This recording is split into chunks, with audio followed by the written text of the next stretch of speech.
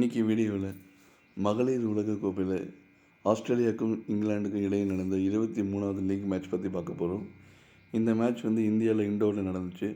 Australia toss win பண்ணி பவுலிங்கை choose பண்ணாங்க. முதலில் பேட் செஞ்ச இங்கிலாந்து அணி 50 ஓவருக்கு 249க்கு 9 விக்கெட்டை இழந்திருந்தாங்க.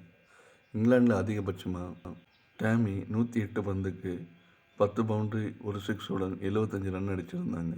ஆஸ்திரேலியா பந்து வீச்சை பொறுத்த வரைக்கும் அனபெல் சதர்லேண்ட் 3 விக்கெட்டையும் ஆலனா கிங் 2 விக்கெட்டையும் பிக் பண்ணியிருந்தாங்க.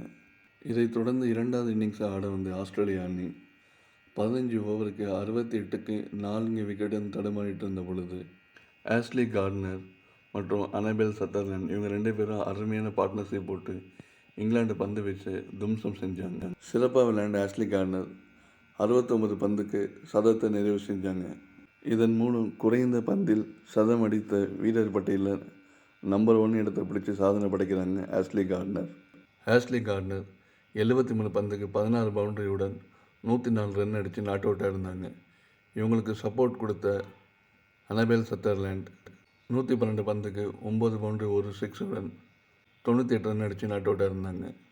இதன் மூலம் ஆஸ்திரேலியா அணி 40.3 ஓவருக்கு 248 ரன்னுக்கு 4 விக்கெட் எடுத்து 6 விக்கெட் வித்தியாசத்தில் அபார வெற்றி பெற்று புள்ளி பட்டியலில் 11 புள்ளியுடன் முதலிடத்தை மீண்டும் பிடிச்சிருக்காங்க.